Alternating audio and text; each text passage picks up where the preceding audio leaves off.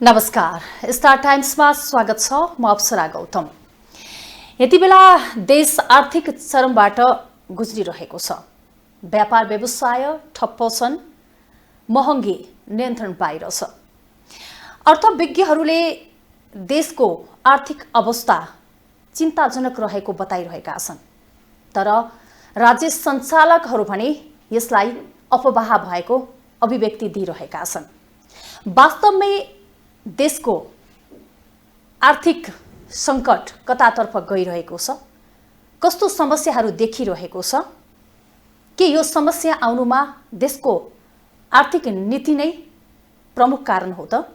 आज हामी यिनै विषयमा केन्द्रित रहेर बहस गर्नेछौँ र बहसका लागि आज हामीसँग हुनुहुन्छ अर्थविद डाक्टर दिलनाथ दङ्गाल। स्वागत छ सर यहाँलाई। हस्, धन्यवाद।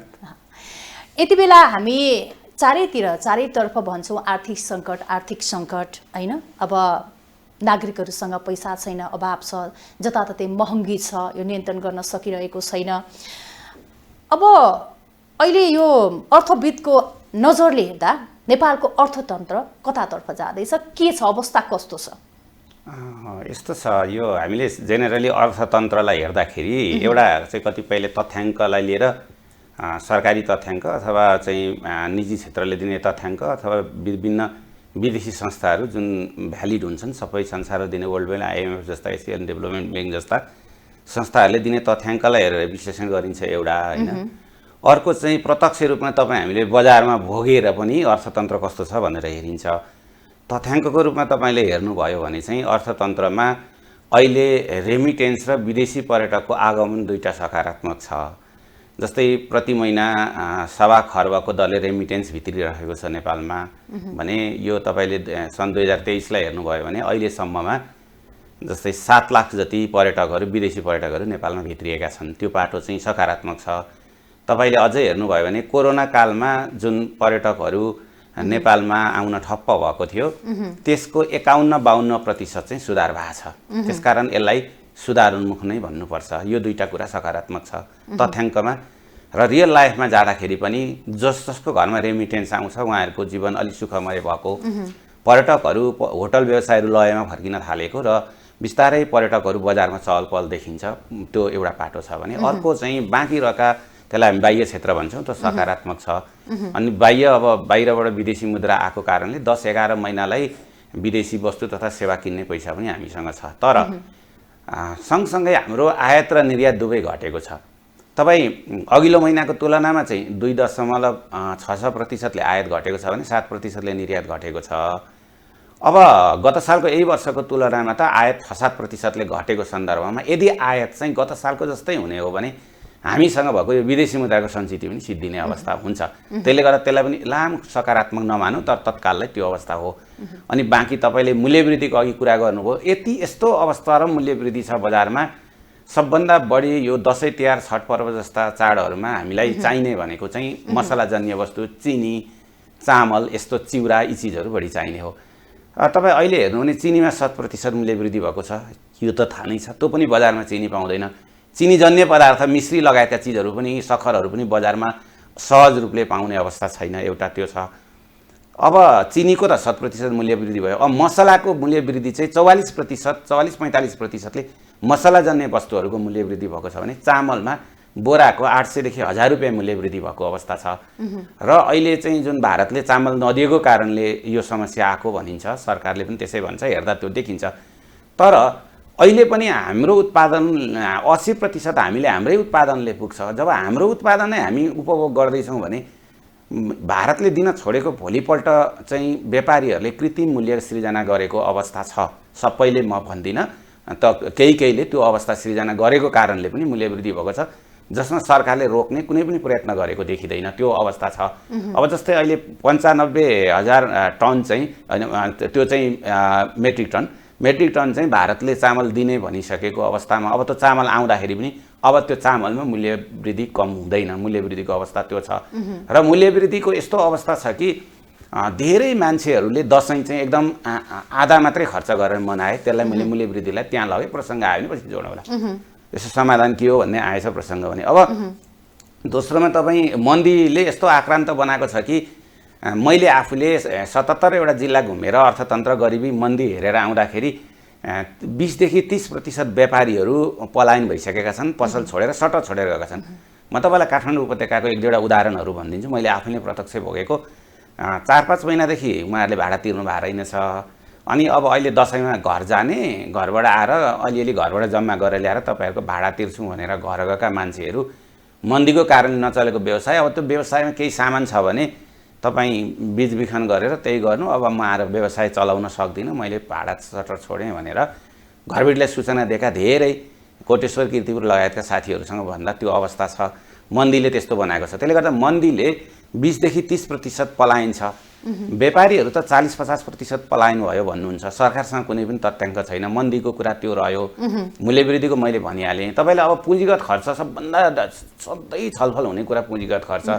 तपाईँ अहिलेसम्म हेर्नु भने पुँजीगत खर्च चाहिँ तपाईँको 14 अर्ब मात्रै पुँजीगत खर्च भएको देखिन्छ, जबकि तपाईँलाई साधारण खर्च 2 खर्ब 5 अर्ब छ। हेर्नुहोस् है। अनि राजस्व सङ्कलन हेर्नु हो भने चाहिँ 2 खर्ब 22 अर्ब छ। अब यहाँबाट 46 अर्ब बराबरको चाहिँ अहिले पनि बजेट घाटामा छ। अथवा सरकारले जति आम्दानी गर्यो त्योभन्दा खर्च बढी छ। साधारण खर्च 2 खर्ब 5 अर्ब हुँदा विकास खर्च 14 अर्ब भनेको अत्यन्तै थोरै हो नि। त्यसले गर्दा पुँजीगत खर्च पनि कम छ। राजस्व सङ्कलन गत सालको हेर्नु भने 55 वर्ष यता नै सबैभन्दा कमजोर आयो र अहिलेको तथ्याङ्कले पनि के देखाउँछ भने यो 2-2.5 महिनामा 1 खर्बको हाराहारी 1.5 खर्बको हाराहारी पनि पुगेको छैन। 1 खर्बभन्दा अलिकति बढी मात्रै राजस्व सङ्कलन हुँदाखेरि अब हाम्रो जुन 12 खर्ब 48 अर्बको राजस्वको टार्गेट छ सरकारको, यो पुरा नहुने देखिन्छ। किनभने 3 महिना बितिसक्दा पनि 1.5 खर्ब उकालो नलाग्ने भनेको त 9-10 खर्बभन्दा उकालो त लाग्दैन, त्यहाँ पनि देखिन्छ। त्यसले गर्दा अब तपाईँ ती सबै समस्याग्रस्त नै एकातिर देखिन्छन् भने अर्को चाहिँ अब यो चाहिँ अहिले जुन हामी सार्वजनिक ऋण भन्छौँ, सार्वजनिक ऋण पनि 23 खर्ब प्लस छ। अब यो सार्वजनिक खर्च हाम्रो जस्तो देशमा ल्याएकोलाई त्यसलाई उत्पादनमूलक क्षेत्रमा विकासमा लगानी गर्ने हो, ठुला ठुला योजनामा लगानी गर्ने, गौरवको योजनामा लगानी गर्ने हो भने आफैमा धेरै चाहिँ होइन। 42-43%, अन्य देशहरूमा 100%सम्म छ। तर हामी कहाँ त्यसको सही सदुपयोग गरेर त्यहाँबाट हुने उत्पादनले त्यो ऋण तिर्ने भन्दाखेरि पनि ऋण लिएर फेरि ऋण तिर्ने, समावेश तिर्ने अवस्थाको सृजना भएको कारणले समग्रमा तथ्याङ्कहरू र रियल लाइफमा तपाईँ जानुभयो भने कस्तो छ भने अलि विकट ठाउँहरूतिर जानुभयो, कर्णालीका माथिल्लो भेगहरू, सुदूरपश्चिमको माथिल्लो भेगहरू, कोशी प्रदेशको माथिल्लो हिमाली भेगहरूतिर तपाईँ जानुभयो भने कस्तो छ भने त्यहाँ उत्पादन भएको चिज बजारमा लगेर बेच्दा बिक्दैन। त्यस्तो छ, बजारै पाउँदैन। किनभने त्यही चिज चाहिँ विदेशमा उत्पादन हुन्छ, खुला सिमानाबाट आउँछ, संरक्षणको नीति पनि ल्याउँदैन। अर्ग्यानिक भनेर उत्पादन गर्दा तपाईँ कहिले दुध पोखिएको, कहिले टमाटर, कहिले त्यो दुध पोखिएको चाहिँ अल्प मात्रै हो। यस्तो खालको अवस्था समग्रमा हेर्दा अर्थतन्त्र चाहिँ अहिले पनि सङ्कटोन्मुख नै देखिन्छ। त्यसले गर्दा बेलैमा सरकारले यसलाई ढाकछोप गरेर अर्थतन्त्रमा लयमा फर्किँदैछ भन्नुको सट्टामा साँच्चैकै अर्थतन्त्र कमजोर छ भने तथ्याङ्कले देखाउने कुरा हो नि, हामीले मुखले बोलिदिने कुरा होइन। त्यसले गर्दा सरकारले बेलैमा अहिले पनि तथ्याङ्कले यसरी देखाइरहेको छ, सकारात्मक दिशातिर लान सकिने ठाउँ चाहिँ अहिले पनि छ, तर सरकारले बिउजिनु पर्यो। तर सरकारले चाहिँ के भनिरहेको छ भने होइन यो अफवाह हो, होइन अफवाह फैलाइएको हो, त्यतिसम्म पुगेको छैन भन्ने अभिव्यक्तिहरू सरकार सञ्चालकहरूबाट पनि आइरहन्छ नि, होइन? यसलाई चाहिँ हामीले कसरी हो, समस्या सबभन्दा ठुलो त्यही छ। जबकि तपाईँ निदाउनु भयो भने तपाईँलाई बिउजाउन बहुत सजिलो हुन्छ, तपाईँले निदाको एक्टिङ गर्नु भने तपाईँलाई बिउजाउन सकिँदैन। यो त्यस्तै हो। मैले अहिले के भनिरहेको छु भने जे हो तथ्याङ्क दुईटा कुरा सकारात्मक छ त मैले भने त्यो सकारात्मक नै हो। अनि नकारात्मकलाई नकारात्मक भनेपछि हामी जस्तो एउटा अर्थशास्त्रको विद्यार्थीले हामीले नभएको सकारात्मकलाई किन बनाउनु परेको छ, नभएको नकारात्मकलाई किन भन्नुपर्छ, एक्ज्याक्ट पिक्चर चाहिँ यही हो। तर अब म तपाईँलाई भनिदिन्छु, तपाईँको जिज्ञासामा आउँदा यदि सरकार अर्थतन्त्र सङ्कटमा नपरेको भए तपाईँ हस्पिटलको कर्मचारीहरू निकालेको 200-300 कर्मचारी निकालेको त तपाईँले सुन्नु नै भयो, न्युजहरूले बजाएको मैले पनि सुने। अर्को कुरा कर्मचारीहरूलाई तलब खुवाउनेसम्म अब समस्या छैन, भत्ता दिने अवस्था, वृद्ध भत्ताको समस्या छ। अनि तपाईँ गत साल काम गरेको ठेकेदारहरूको 6 अर्ब पैसा पनि दिन नसकेर अहिलेसम्म लेङ्गरिङ भएको अवस्था छ। तपाईँ यी समग्र कुराहरू तपाईँलाई म अर्को पनि एउटा भनिदिन्छु। तपाईँ कस्तो छ भने नेपालमा चाहिँ तपाईँको यो विभिन्न पुरस्कारहरू सरकारले दिने गर्छ। नेपालमा एउटा मात्रै पुरस्कार छ जुन चाहिँ क्षमतावान र सक्षमलाई दिइन्छ, त्यो विद्याभूषण हो। त्यो चाहिँ सर्वोत्कृष्टलाई मात्रै दिने हो। त्यो चाहिँ त्यसलाई 4 करोडदेखि 5 करोड लाग्ने रहेछ, 76 सालदेखि गरेको छैन, त्यो विद्याभूषण दिएको छैन। त्यो असोज 2 गते दिने शिक्षा दिवसको दिन भनेर सरकारले घोषणा गर्यो, तर पैसाको अभावमा त्यो पनि दिएको अवस्था छैन। जबकि अब अरू खालका चाहिँ पुरस्कारहरू तपाईँको चाहिँ विभिन्न काण्डमा परेकादेखि सारा मान्छे पुरस्कार दिएको 1 हप्तामा काण्डमा परेका त्यस्ताहरूले पाउने, अब परिवारका मान्छे सरकारमा बसेका परिवारका लगायतकालाई दिन्छन् अरू पुरस्कारहरू धेरै जति है, सबै त त्यो होइन। तर एउटा विद्याभूषण भन्ने चाहिँ टपलाई मात्रै दिने उच्च स्तरका, त्यसलाई दिने पैसा त सरकारसँग नभएर त्यो दिएको छैन मेडल भने अब तपाईँ अर्थतन्त्र यत्तिकै राम्रो छ किन भन्ने जहाँ छ। म त के भन्छु सरकारलाई भने सरकारले एउटा श्वेतपत्र जारी गर्नुपर्छ। किनभने तपाईँले सुन्नुभयो भने अधिकांश कोही चाहिँ साथीहरू जो विज्ञ हुनुहुन्छ उहाँ चाहिँ सरकारकै दानापानी खानुभएको छ भने त मेरो भन्नु केही छैन। बाँकी साथीहरूसँग तपाईँले कुरा गर्नु भने मेरो जस्तै पिक्चर आउँछ भन्ने मलाई लाग्छ। एक्ज्याक्ट पिक्चर यही हो।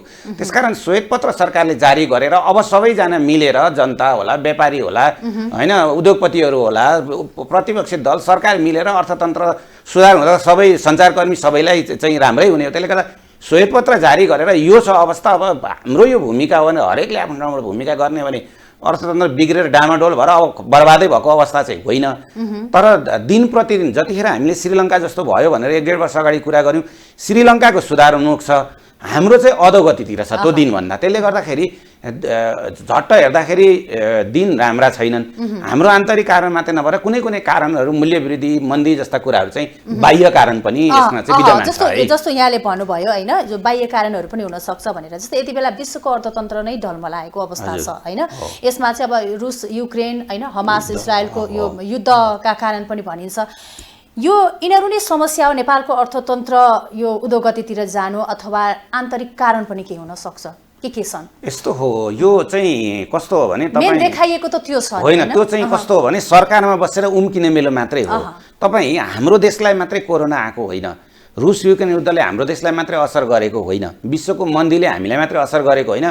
अहिले जुन हमास र इजरायलको जुन द्वन्द्व छ त्यो हाम्रो देशलाई मात्रै असर गर्ने होइन, अरूलाई पनि गर्छ।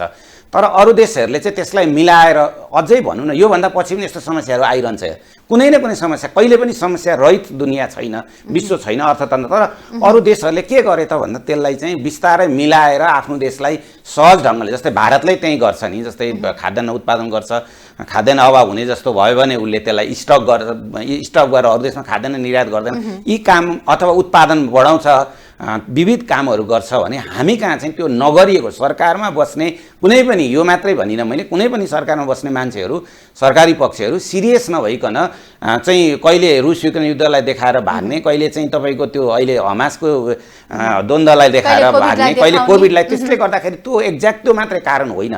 तर केही कारण चाहिँ बाह्य कारण हो। किनभने मूल्यवृद्धि बाहिरबाट भएर, जस्तै पेट्रोलियम पदार्थमा मूल्यवृद्धि हुन्छ, पेट्रोलियम पदार्थमा मूल्यवृद्धि हुने बित्तिकै डिजलको मूल्यवृद्धि भएपछि ढुवानीमा मूल्यवृद्धि हुन्छ, त्यो बाह्य कारण भयो होइन। मन्दी आउँछ, बाह्य कारण भयो।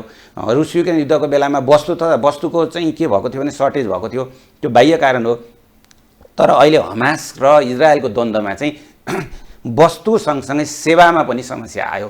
किनभने हाम्रो लगभग 6000 नेपालीहरू चाहिँ त्यहाँ चाहिँ केयर गिभरको रूपमा अथवा कृषिमा काम गर्नेछन्। अब उनीहरूबाट आउने रेमिटेन्समा समस्या आउने देखियो। त्यो सेवा हो, सेवामा समस्या आउने देखियो। अनि कृषिसँग सम्बन्धित सहकार्य गर्ने नेपाल र इजरायलको बिचमा भनेको थियो, त्यसमा समस्या देखियो होइन। अब आयात निर्यात त नेपालले झन्नै तपाईँको 1.5 अर्ब बराबरको आयात गरेको देखिन्छ गत साल। 1.5 अर्बको आयात, निर्यात 22 करोडभन्दा धेरै छैन। सिधा हेर्दा चाहिँ त्यो एमाउन्ट चाहिँ सानो छ, तर महत्त्वपूर्ण विषयहरू आयात निर्यात गरेको देखिन्छ। त्यसले गर्दाखेरि त्यो यो युद्धले चाहिँ वस्तु तथा सेवामा नकारात्मक असर पार्न सक्छ। त्यसले गर्दा हरेक सरकारहरूले त्यसरी देखाएर पन्सिनुको सट्टामा देशलाई समृद्धितिर लाने, आत्मनिर्भर अर्थतन्त्र ल्याउने, हाम्रो उत्पादन वृद्धि गर्ने होइन, सकिन्छ भने हामीले कमसेकम पनि पहिला हामीलाई चाहिने वस्तु तथा सेवा हामीले उत्पादन गर्ने र निर्यात त दोस्रो चरण मात्रै हो। त्यो तरिकामा त्यो त जाने हो भने हुन्छ। तर सबै चाहिँ खालि बाह्य कारण देखाउने, हाम्रो आन्तरिक कारण चाहिँ नदेखाउने हो भने त त्यसले त अर्थतन्त्रलाई कहिले पनि सबल बनाउँदैन। बाहिरी कारणले छोएको त छ, छ नि, तर धेरै आन्तरिक कारणै हुन सक्छ। आन्तरिक कारण बढीको त्यो त आन्तरिक रूपमा चाहिँ त्यसलाई चाहिँ त्यसबाट बच्न के गर्ने, हाम्रो आन्तरिक उत्पादन कसरी वृद्धि गर्ने, हाम्रा रोजगारीको सृजना यहीँ कसरी गर्ने।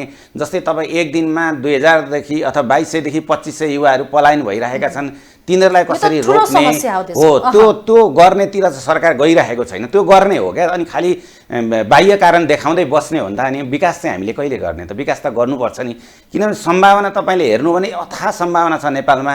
यति प्रकृति स्रोतहरू छ, यति युवा जनशक्ति छ, अझै पनि उत्पादन गर्ने कति जमिनहरू बाँकी छ, उत्पादन गरेको बजारीकरण गर्न पनि सकिन्छ। तपाईँ यस्तो हुँदै पनि हामीले त्यो सम्भावना खोजेर ल्याएर विकास गर्नुको सट्टामा चलिरहन्छ। चल्दाखेरि जे आउँछ अनि युवाहरूले विदेशबाट रेमिटेन्स पठाइदिइरहेका छन्। 40-50 लाख युवा बाहिर छन्, तिनीहरूले रेमिटेन्स पठाइरहेका छन्। तिनीहरूको परिवारमा के समस्या छैन, छतो नखोज्ने, रेमिटेन्समा मात्रै रमाइरहने हो भनेदेखि त लङ टर्ममा त यसले राम्रो असर त गर्दैन।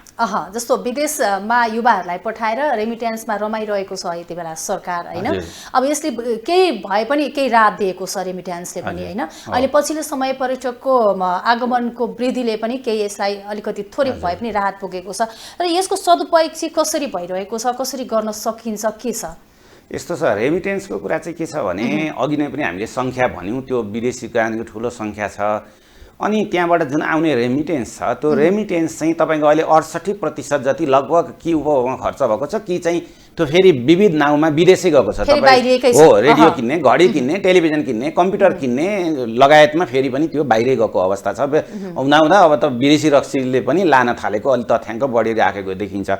त्यसले गर्दाखेरि एउटा त्यो देखिन्छ। र त्यसको सदुपयोग गर्ने भनेको चाहिँ के हो त भन्दा सबैभन्दा पहिला सरकारले के गर्नुपर्छ भने जो कोहीलाई जुन मेन पावरले बाहिर मान्छे पठाउँछ त्यो मेन पावरलाई चाहिँ एउटा नीतिगत निर्णय के गर्नुपर्छ भने तपाईँले प्रत्येक 3 महिना वा 6 महिनामा चाहिँ तपाईँको मेन पावरबाट बाहिर जो जान्छ उसको अवस्था चाहिँ सरकारलाई बुझाउनुपर्छ। ऊ कसरी काम गर्दैछ, कति आम्दानी गर्छ, उसले कहाँ दुःख पाइरहेछ, उसलाई सहजीकरण गर्नुपर्छ कि पर्दैन, उसको सम्पूर्ण तथ्याङ्क चाहिँ 3 महिना वा 6 महिनामा चाहिँ सरकारलाई बुझाउने नीति ल्यायो भने पहिलो कुरा के हुन्छ भने जसले रेमिटेन्स कमाएर यहाँ पठाइरहेको छ उसको अवस्था त्यहाँ सहज हुन्छ, ऊ सहज ढुक्क हुन्छ उसले, र उसलाई राम्रो हुन्छ र उसले त्यहाँबाट रेमिटेन्स सहज ढङ्गले पठाउँछ। एक दोस्रो कुरा, अनि त्यसपछि उसलाई फर्मल च्यानलबाट पठाउनु है, ब्याङ्किङ च्यानलबाट पठाउनु, हुन्डी लगायतका चिजबाट होइन भनेर दोस्रो चरणमा उसलाई भन्न सकियो भने पहिला त कसैलाई सेवा गर्ने हो अनि त्यहाँबाट मेवाको अपेक्षा गर्ने हो। तर हामी कहाँ त के छ भने उसलाई दिने सुविधाहरू केही पनि नदिने, वर्षको 9-10 हजार मान्छे 900,000 मान्छेहरू बाकसमा प्याक भएर आउँछन्, अङ्गभङ्ग आउँछ भएर आउँछ, त्यसलाई चाहिँ कुनै पनि हामीले ध्यान नदिने, नजरअन्दाज गर्ने, खालि कति रेमिटेन्स पठाउँछ मात्र हिसाब गरियो भने त्यहाँबाट रेमिटेन्स आउँदैन, कम आउँछ। त्यसले गर्दा दोस्रो चरणमा चाहिँ रेमिटेन्स फर्मल च्यानलबाट ल्याउने र तेस्रो चरणमा चाहिँ ल्याएको रेमिटेन्स मात्र ल्याउँदैनन् ती विदेश गएकाहरूले, सिप पनि सिकेर आउँछन्। कसैले कृषिमा सिक्छन्, कसैले टेक्नोलोजीमा सिकिरहेका हुन्छन्, हो कसैले होटल रेस्टुरेन्टमा, कसैले पर्यटन व्यवसायमा सिप सिकेका हुन्छन्। र त्यही अनुसारको यहाँ व्यवसाय गर्न सकियो र त्यसमा सहजीकरण गरिदियो उसलाई। जस्तै भनौँ न एउटा पर्यटन त्यहाँ चाहिँ होटलमा काम गरेर आयो 10 वर्ष भने त्यो मान्छेलाई नेपालमा ल्याएर अब होटल व्यवसाय गर्न सुरु गर्ने हो भने उसलाई ल्याएको त्यो सहज ढङ्गले त्यो दर्ता गर्नको लागि सहज गरिदिने, अब के कर छुट दिने हो कि 1 वर्षसम्म बिजुलीमा सब्सिडी दिने हो कि के गर्ने हो सरकारले उसलाई यहीँ चाहिँ गर्न उत्प्रेरित गर्ने भने ऊ अब त्यहाँ गएर होटल अर्काको होटलमा काम गर्नुभन्दा यहीँ होटल व्यवसाय सुरु गर्छ उसले। हरेक कृषिमा पनि त्यही हुन्छ। त्यसले गर्दा यसरी गर्न सकियो भने रेमिटेन्सको सही सदुपयोग पनि हुन्छ, रेमिटेन्स सँगसँगै त्यहाँबाट सिकेर आएको सिपको पनि सही सदुपयोग हुन्छ र आत्मनिर्भरतातिर जाने बाटो हुन्छ। किनभने अहिले पनि तपाईँ रेमिटेन्सले हेर्नु भने नेपालको अर्थतन्त्रमा 23-24% कहीँ न कहीँ झन्डै कृषि जत्तिकै योगदान दिएको देखिन्छ भने त्यो आएको पैसा भनेको ठुलो सङ्ख्यामा हो।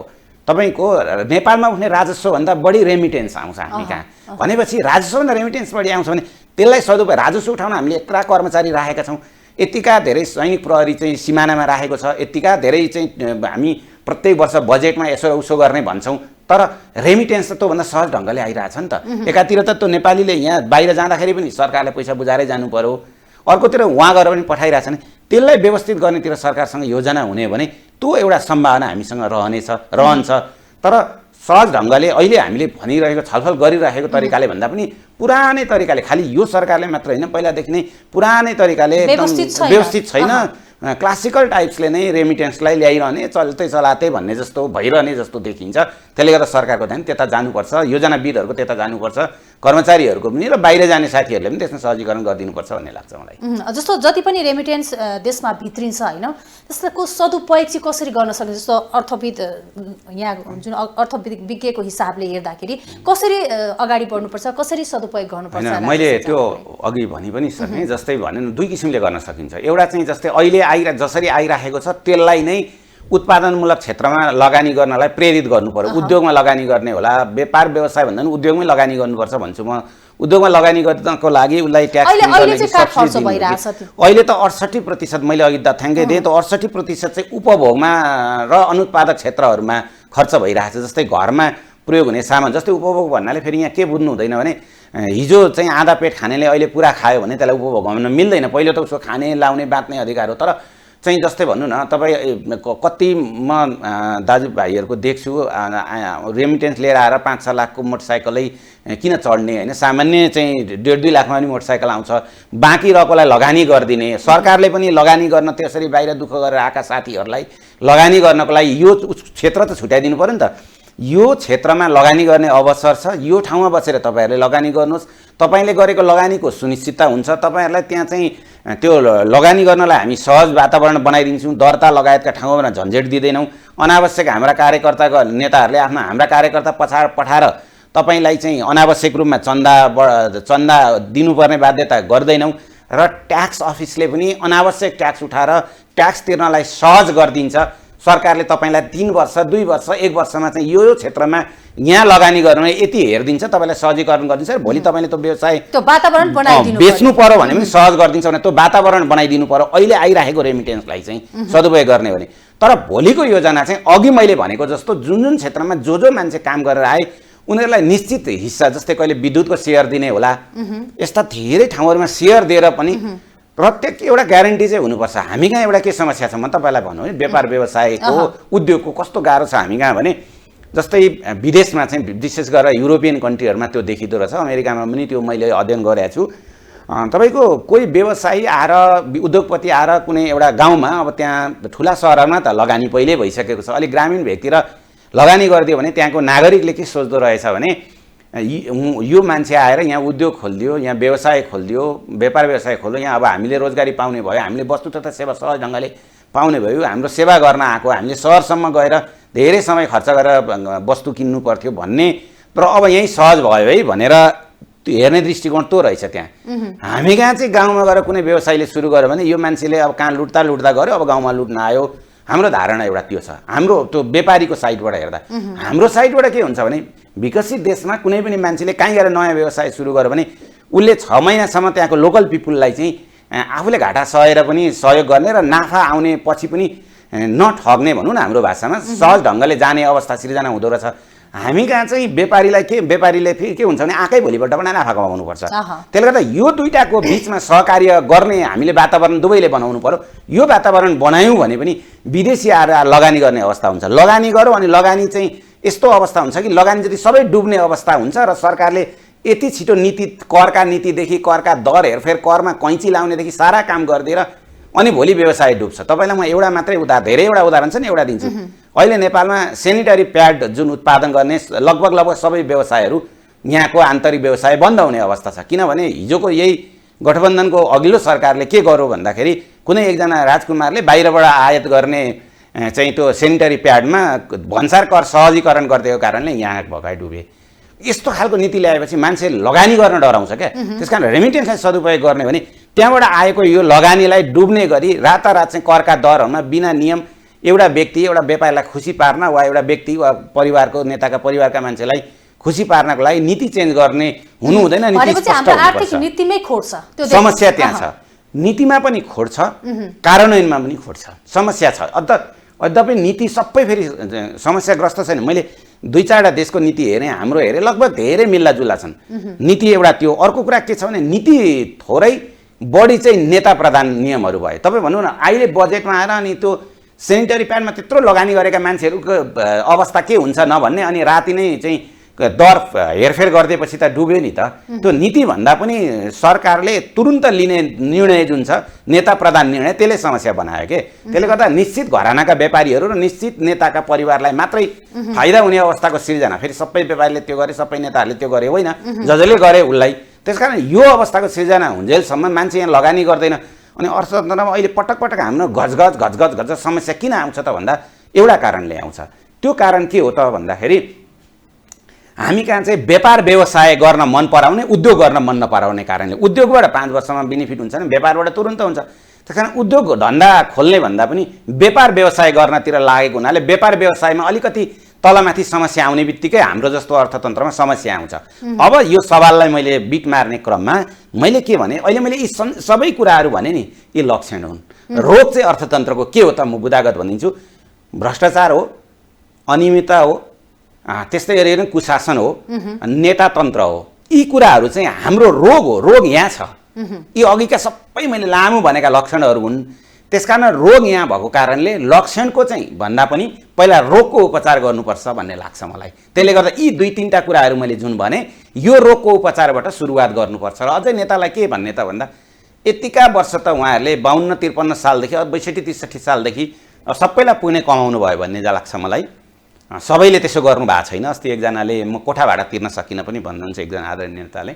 त्यस्तो पनि हुनुहुन्छ। त्यसले गर्दा अब पुग्यो, अब राष्ट्र र जनताका लागि गरिदिनुहोस् भनेर हामीले विनम्र अनुरोध मात्रै गर्न सकिन्छ। अरू उपाय छैन। अरू उपाय छैन। ती 3टा रोगहरू मैले जुन नेताहरू सुध्रिनु पर्यो पक्कै हो। फेरि यहाँ पनि मैले सबैलाई भनिनँ, जसले डाडु पनि लिनु भएको छ उहाँहरूलाई भने हो। अब बजारमा पैसा नभइरहेको अवस्थामा अलिकति यो चाडपर्वले गर्दा अलिकति बजार थोरै भए पनि होइन, गत वर्षहरू जस्तो त त्यो देखिएन, तर पनि अलिकति चलायमान भयो होइन, केही पैसा बजारमा आयो पनि, यो खरिद बिक्री पनि बढ्यो। यसले चाहिँ थोरै भए पनि गति लिन सक्ला नसक्ला के छ? यस्तो छ, यो तथ्याङ्कैमा भन्दाखेरि चाहिँ हाम्रो देशको चाहिँ कस्तो रहेछ भने दसैँ, तिहार, छठ जस्ता जुन बाक्लै यहाँ पर्व आउँछ नि असोज कार्तिकमा, यी पर्वहरूले चाहिँ हाम्रो टोटल ट्रान्जेक्सन जुन देशभित्र हुन्छ त्यसको 25% ट्रान्जेक्सन चाहिँ यी समयमा हुँदो रहेछ क्या, चाडबाडमा हुँदो रहेछ। तर यसपालि चाहिँ त्यस्तो भएन। 25 हुनेमा 12-13% भन्दा बढी चाहिँ बजार चलायमान भएको देखिँदैन। यद्यपि टोटल तथ्याङ्क त आउन बाँकी छ। मैले भन्न के खोजेँ, यसले के बुझ्नुपर्छ भने योभन्दा अघिल्ला वर्षहरूमा बजार जति चलायमान हुन्थ्यो त्यसको आधा मात्रै चलायमान भएको छ। तपाईँलाई मैले चाहिँ यो बिचमा 1 हप्ता जति यो काठमाडौँका सबै विशेष बजार काठमाडौँ, ललितपुर र भक्तपुर 3 जिल्लाका बजारहरूलाई मैले पछिल्लो 1 हप्तामा हेर्दाखेरि चाहिँ यो दसैँ आउनुभन्दा 1 हप्ता अगाडिदेखि यो न्यु रोड, असन, इन्द्रचोक लगायतको बजार त्यो पनि 1 बजेपछि चाहिँ अलिक भिडका साथ चलेको। नत्र भने गत सालतिर त कस्तो थियो भने तपाईँको त्यो दसैँको फुलपातीभन्दा 2-3 दिन अगाडि चाहिँ तपाईँ ती ठाउँमा गएर एकातिर फर्केर उभिनु भने तपाईँलाई त्यो बाहिर ठेलेर त्यो भिडले बाहिर निकाल, त्यति भिड थियो। तर अहिले त्यो अवस्था छैन। अनि मैले व्यवसायीहरूलाई पनि झन् 100जना व्यवसायीहरू फरक सोद्धाखेरि उहाँहरूले के भन्नु भने गत सालको त आधा मात्रै छ, अथवा गत साल जति अलिक छैन, छँदै छैन। हामीले सोचेका थियौँ वैशाखदेखि यताको भाडा बाँकी छ, कसैको साउनदेखि यताको भाडा बाँकी छ, यो दसैँमा चाहिँ कमाएर तिरिन्थ्यो भन्नेहरूमा खाद्यान्न, पेय पदार्थ र लुगा कपडाहरूवालाहरूले चाहिँ लगभग नै जुत्ता लगायतलाई लुगा कपडामै हाल्ने हो भने उहाँहरूले चाहिँ हामीले कमसेकम पनि 3 महिनाको भाडा तिर्ने चाहिँ हामीले बिचमा निकाल्यौँ भन्ने खालको जस्तो आयो। बाँकी अन्य अनि सुन पसलहरू पनि, सुन चाँदी पसलहरू पनि चलेकै देखियो। बाँकी अरू क्षेत्रमा चाहिँ उहाँहरूले 2-3 महिनादेखिको भाडा जुन दसैँमा तिर्छौँ भनेको त्यो पनि गाह्रो भयो भनिरहँदाखेरि र ठुला मलहरूमा, काठमाडौँको मलमा तपाईँले जानुभयो भने पहिलो र दोस्रो तलासम्म चाहिँ जेनेरेल सटरहरू खुल्लै छ। त्यहाँभन्दा माथि चाहिँ आधा आधी खुल्ला, आधा आधी सटर छोडिसकेको अवस्था छ। त्यसले गर्दाखेरि बजार चलायमान जुन ढङ्गले हुनुपर्ने यहाँ पनि चलायमान चाहिँ भएको छैन। अब यसमा त मन्दीको कारण पनि छ। अनि तपाईँ प्राइभेट सेक्टरमा हरेक क्षेत्रमा काम गर्नेहरू, जस्तै तपाईँ ग्रिल उद्योगतिर काम गर्नेको भन्नुहोस्, तपाईँ सिमेन्टतिर काम गर्ने, फलामतिर काम गर्ने, सञ्चारमै काम गर्ने, प्राइभेट स्कुलतिर काम गर्ने, अन्य प्राइभेट सेक्टरतिर काम गर्ने धेरैले पुरा समयको तलब नपाएको अवस्था छ। आर्थिक मन्दी त्यहाँ ती क्षेत्रमा पनि पैसा सङ्कलन हुन नसकेर, त्यसले गर्दा एकातिर मन्दी छ भने अर्कोतिर जनतासँगै पैसा कम भएको कारणले गर्दा पनि बजार जुन ढङ्गले चलायमान हुनुपर्ने त्यो ढङ्गले चलायमान भएन। अब यसको चाहिँ परिणाम के त भन्दा यदि नेपालमै उत्पादन भएका वस्तु किनबेचमा चलायमान भएको भए त्यसले अर्थतन्त्रमा केही न केही योगदान पक्कै पनि दिन्छ। एकदम कम छन् त्यस्ता वस्तुहरू। तर नेपालभन्दा बाहिर उत्पादन भएका वस्तुहरू ल्याएर बेचेर चलायमान बजार भएको हुँदाखेरिलाई चाहिँ ठुलो पैसा फेरि बाहिर जान्छ।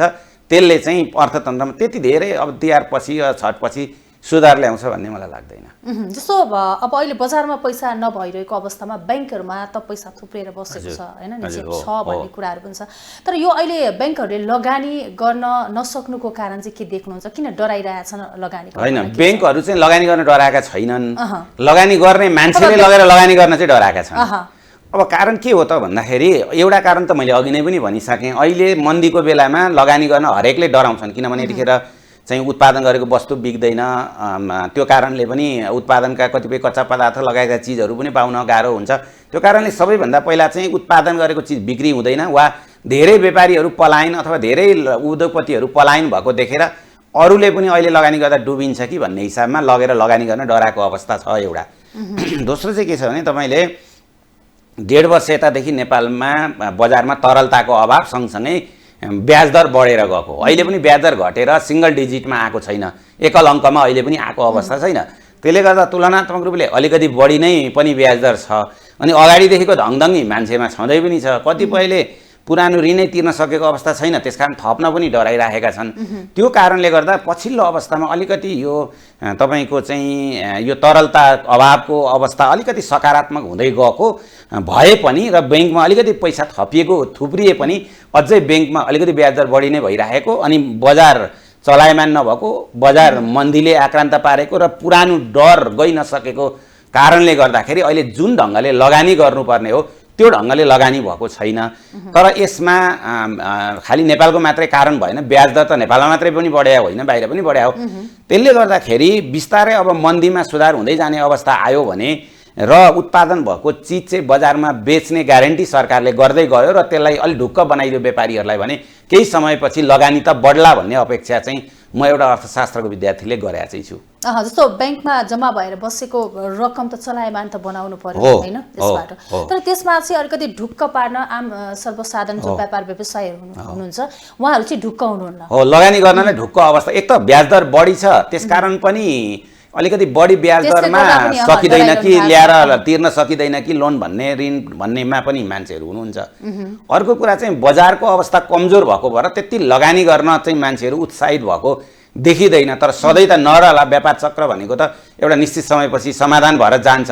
तर अहिले तत्काललाई चाहिँ सरकारले कुनै इफोर्ट लगाइदिएन, अथवा सरकारले अघि हामीले एउटा तथ्याङ्क भन्यौँ 14 अर्ब मात्रै जम्मा अहिलेसम्म पुँजीगत खर्च भएको छ। सरकारले जति धेरै पुँजीगत खर्च गर्दै गयो सरकारको ढुकुटीमा भएको पैसा त्यति धेरै बजारमा जान्छ र ब्याज दर घट्ने र बजार चलायमान लगानी बढ्ने हुन्छ।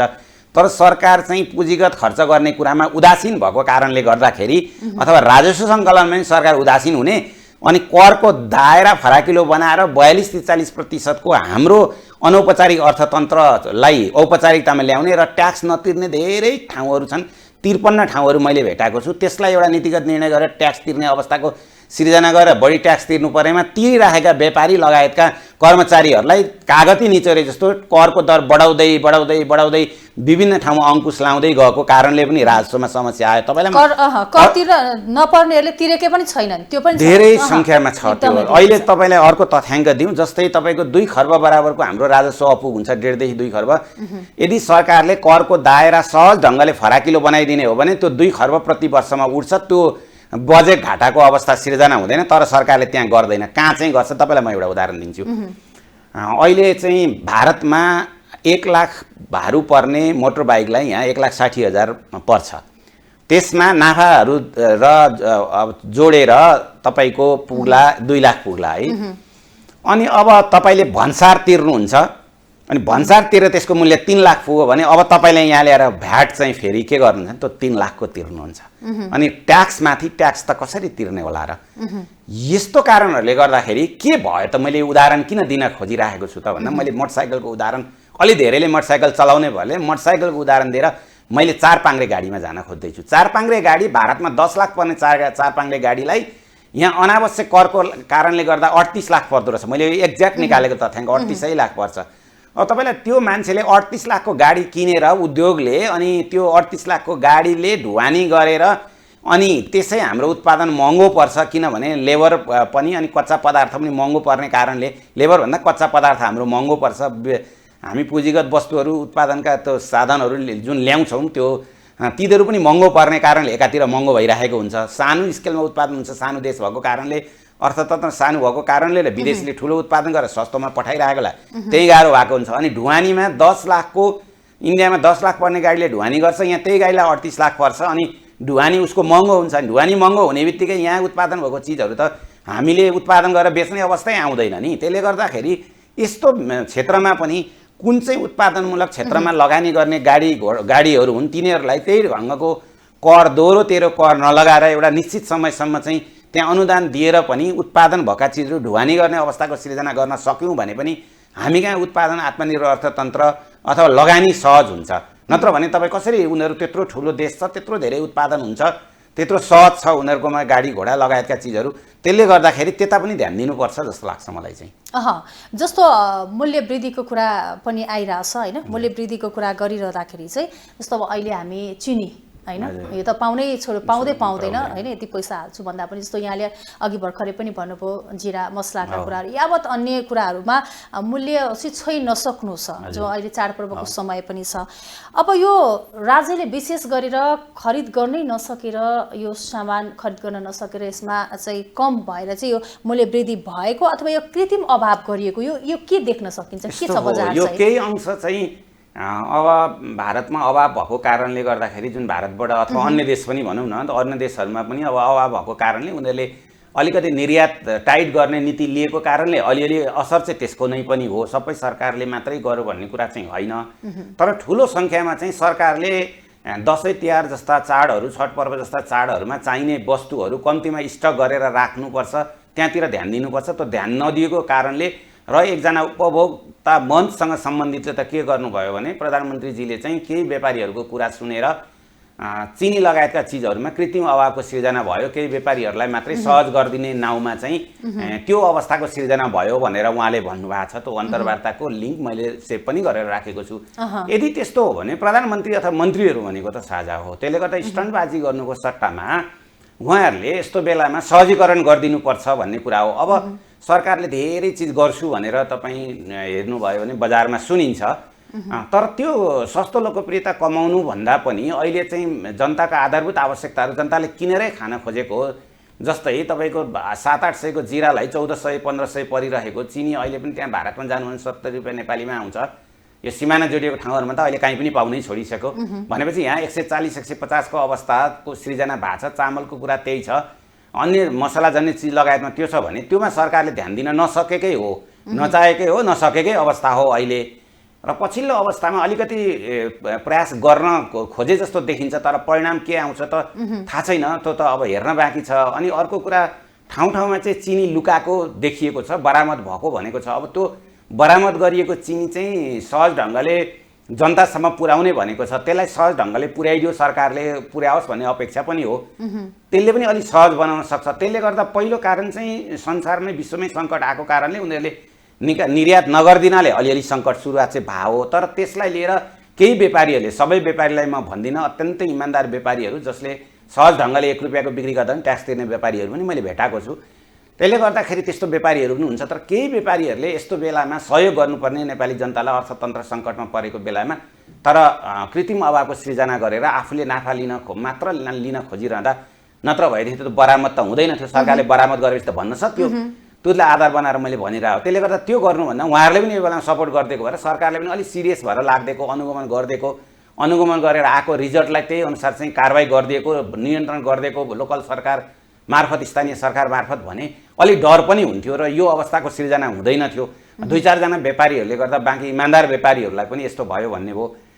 2-4 जना राजनीतिकहरूले गर्दा सबै राजनीतिकहरू खराब भएको अवस्था सिर्जना भएको हुनाले यसमा चाहिँ फेरि पनि महत्त्वपूर्ण भूमिका चाहिँ सरकार अभिभावक भएको, डाडु पनि उसले लिएर गएको, नियम कानुन उसले लिएर बसेको हुनाले योमा पनि सरकारकै भूमिका हुनुपर्छ। अब देशको अवस्था आर्थिक सङ्कट एकदमै गहिरिएको छ भन्ने कुराहरू यसरी बाहिर आइरहँदाखेरि चाहिँ यस्तो अवस्था छ, तर राज्यलाई कुनै चिन्ता देखिँदैन। त्यो राज्यको मुहारमा जस्तो हामी देख्छौँ होइन, एउटा अभिभावकीय भूमिका राज्यले निर्वाह नगरिरहेको अवस्थामा अब कस्तो समस्या आउला अब यस्तै भएर गयो भने अबको समस्या? यस्तो छ, मैले अब तपाईँको कस्तो देखियो भने यहाँ दुईटा क्वेसन मिश्रित जस्तो बुझेँ मैले। एउटा अलिकति राजनीतिक कुरो कस्तो जाला भन्ने र एउटा अर्थतन्त्र कता जाला र राजनीति र अर्थतन्त्र सँगसँगै पनि हिँड्छन्। मैले त्यही ढङ्गले, मेरो अर्थशास्त्रको विद्यार्थी, अब राजनीति त तपाईँ हामी सबैले सूक्ष्म अध्ययन गरेकै हुन्छौँ। मैले हेर्दा के देखिन्छ भने राजनीतिमा पनि अब सङ्कट बिस्तारै चुलिने देख्छु मैले। किनभने गणतन्त्र भनेर ल्याइसकिसकेपछि कतिपय पार्टीका मान्छेहरूलाई यतिका वर्ष 62-63देखि यता केही पनि भएन भन्यो भने, अथवा स्वास्थ्यमा समस्या भयो, स्वास्थ्य महँगो भयो, शिक्षा महँगो भयो, महँगी वृद्धि भयो, बेरोजगारी वृद्धि भयो भने सरकारमा बस्ने मान्छेहरूले के भन्नुहुन्छ भने तपाईँलाई बोल्न दिएको छैन, गणतन्त्रले बोल्न दिएको छ, किन खानु पर्यो भन्ने जस्तो तर्क उहाँहरूको आउँछ। त्यसले गर्दाखेरि जनताहरूमा फ्रस्ट्रेसन बढेको छ। एउटा सबैभन्दा गम्भीर कुरा त्यो देखिन्छ मैले राजनीति हिसाबमा पहिला जाँदा। दोस्रो कुरा चाहिँ कस्तो छ भने हामीले यति धेरै एउटा राजनीतिक दलसँग आबद्धले सामाजिक सञ्जालहरूमा हेऱ्यो भने अर्को राजनीतिक दलको नेतृत्वलाई यति धेरै खुइल्याएको अवस्था छ। साँच्चीकै राम्रा मान्छे पनि खराबै हुन् कि भन्ने खालको एक खालको भाष्य निर्माण भइसकेकोले त्यसले पनि गणतन्त्रमा सङ्कट ल्याउँछ जस्तो लाग्छ मलाई। अनि अर्को कुरा चाहिँ गणतन्त्रमा जुन उहाँहरूले सङ्घीयता लिएर आउनुभयो, प्रदेश लिएर आउनुभयो र उहाँहरूले अहिले जुन राजनीति उहाँहरूको हेरो, राजनीति भनेको त राजनीति कोर्सबाटै जानुपर्छ, तर एक खालका चाहिँ पार्टीहरूले गठबन्धन गरेर बाँकी कसैलाई पनि आउन नदिने सिन्डिकेट बनाउने, उहाँहरू चाहिँ कानुनको डन्डा प्रयोग गरेर हुन्छ कि विदेशीहरूको शक्तिको डन्डा प्रयोग गरेर हुन्छ कि कुनै शक्तिहरूलाई पुरै निषेध गरेर जाने।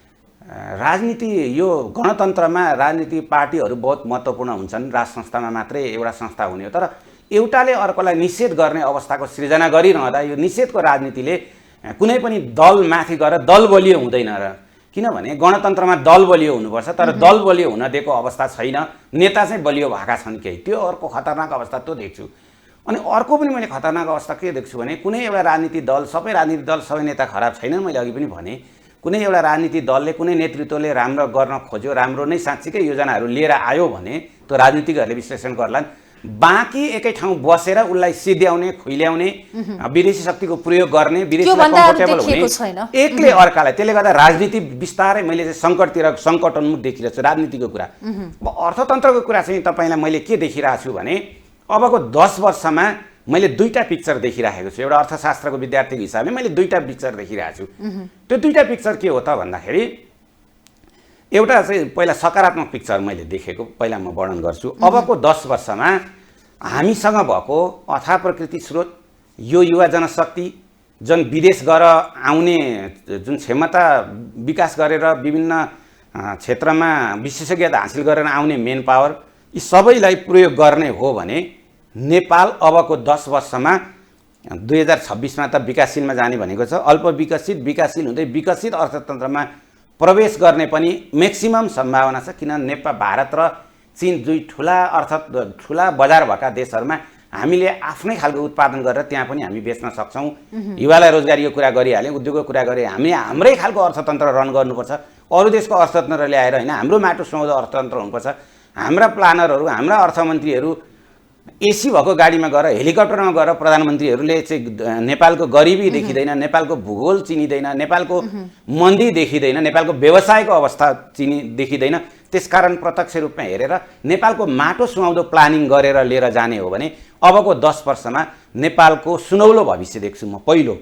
दोस्रो चाहिँ अहिलेकै सरकारको काम गर्ने तौर तरिका, स्टनबाजी, राजनीति नेतृत्वले एकअर्कालाई जुन निषेध गर्ने परिपाटी, यो ढङ्गले जाने हो भने र युवाहरूलाई विदेश पलायन हुने अवस्था, आफ्ना नेतृत्व पङ्क्ति, आफ्नो पछिल्लो पुस्तालाई सिकाउने गलत तौर तरिका र राजनीतिक दलमा देखिने वितृष्णा, कार्यकर्ताहरू र जनतामा देखिने वितृष्णा बढ्ने हो र नेता र नेतृत्व पङ्क्ति र कार्यकर्तामा चेतना पछिको रूपान्तरण नआउने हो भने अबको 10 वर्ष नेपालको अर्थतन्त्रको भयावह पिक्चर म देखिरहेको छु।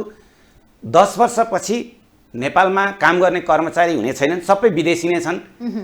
अनि अस्ति एकजनाले त भन्दै हुन्थ्यो अबको 1 वर्ष यही सरकार रह्यो भने आधा जनता नेपालमा हुँदैन भन्दै विश्लेषण गर्दै हुनुहुन्थ्यो। म त्यति नै खतरनाक विश्लेषण त गर्दिनँ, तर काम गर्ने कर्मचारी पाइँदैन, पढाउने शिक्षक पाइँदैन, पढ्ने विद्यार्थी पाइँदैन, कलेज खाली हुनेछ, सेना प्रहरीमा काम गर्ने मान्छे कोही पनि पाइने छैनन्। वृद्धहरूको देश भनेर चिनिएको छ। वृद्धहरू हेल्पलेस मान्छेहरू जो बाहिर जान सक्दैनन् र अहिलेसम्मका जुन तस्करीका यति धेरै कुराहरू, सुन तस्कर, भुटानी शरणार्थी काण्ड, ललिता निवास जस्ता काण्डहरू ल्याउने अनि त्यसलाई छोप्ने जुन प्रवृत्ति र त्यसलाई निर्णयमा नपुर्याउने, फाइल खोलिदिउँ भनेर आफूसँग भएका राजनीतिक दलहरूलाई र प्रतिपक्षलाई चाहिँ तर्साउने मात्रै हत्कण्डा पुर्यो। सरकारले त फाइल खोल्ने हो, कारबाही गरिहाल्ने हो। त्यो अवस्थाको सिर्जना भइरहने र राजनीतिक दलहरू, सबै राजनीतिक दलहरू एकै ठाउँ नआउने लोकतन्त्रको लागि हो भने अबको 10 वर्षको पिक्चर भयानक छ। र मैले अघि दुईटै पाटोबाट विश्लेषण गरेको छु। कता लाने भन्ने कुरो राजनीति नेता जसको हातमा स्टेरिङ छ देशको, उहाँहरूले हेर्ने हो। हामीलाई त उहाँहरू पहिला सुध्रिने हो। हामी पनि सबै राम्रो छौँ, सबै क्षेत्र हाम्रो राम्रो छ म भन्दिनँ। म विश्वविद्यालयमा प्राध्यापन गर्छु, हाम्रो क्षेत्रमा समस्या छ, सञ्चारमा समस्या होला, व्यवसायमा सबैमा छ। तर पहिला राजनीतिक नेतृत्व सुध्रिनुपर्छ। त्यो सुध्रिएको राजनीतिक नेतृत्वले हामीलाई सुधार्नुपर्छ। सुध्रिने दुईटा मोडल हुन्छ। एउटा तलबाट सुध्रेर जाने मोडल जुन हाम्रो लागि बहुत गाह्रो छ, माथिबाट सुध्रेर तल सबै क्षेत्र सुधार्ने हो भने सहज ढङ्गले सुध्रिन्छ पनि भन्ने मलाई लाग्छ। जस्तो हामीले यति कुरा गरिरहँदाखेरि जस्तो तपाईँले दुईटा पाटाहरू भन्नुभयो होइन। अब हामी विशेष गरेर सकारात्मक नै सोचौँ होइन।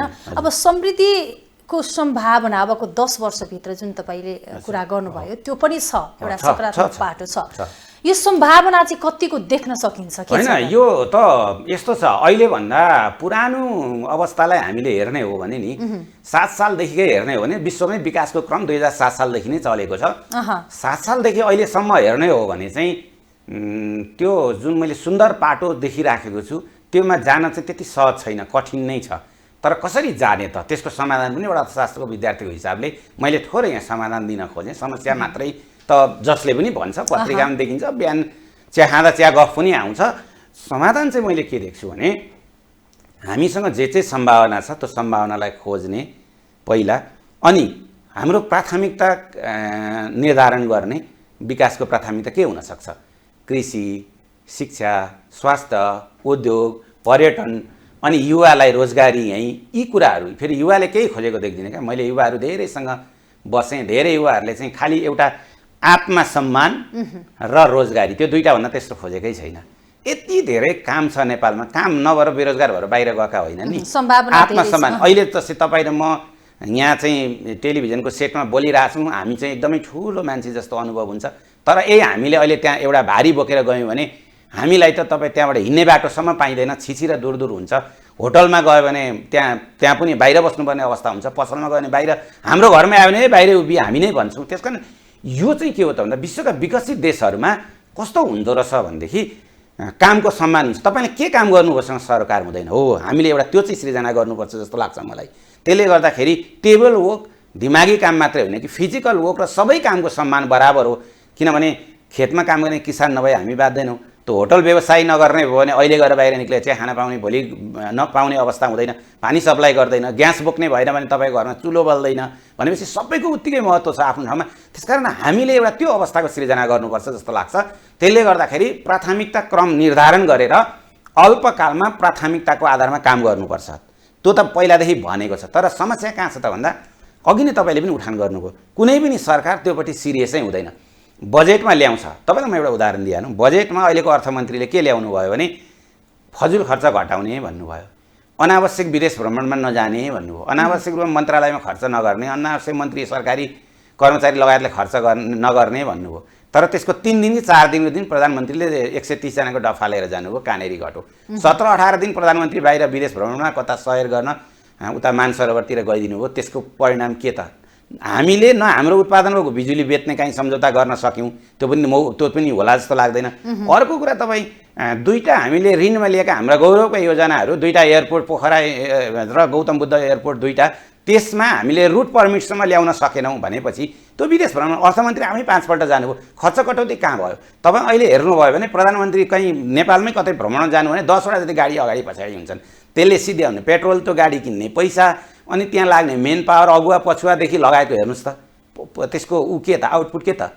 जनतालाई, भूकम्प पीडितलाई चाहिँ मलम लाउन गएको ठाउँ जनताले थुन दिए, सन्तुष्ट त रहेन। त्यसले गर्दा के देखिन्छ त भन्दाखेरि तपाईँ अहिले हेर्नु हो भनेदेखि तपाईँ चाहिँ राष्ट्रपतिजीका 17-18 जना सल्लाहकार हुनुहुन्छ भन्ने सुन्छु।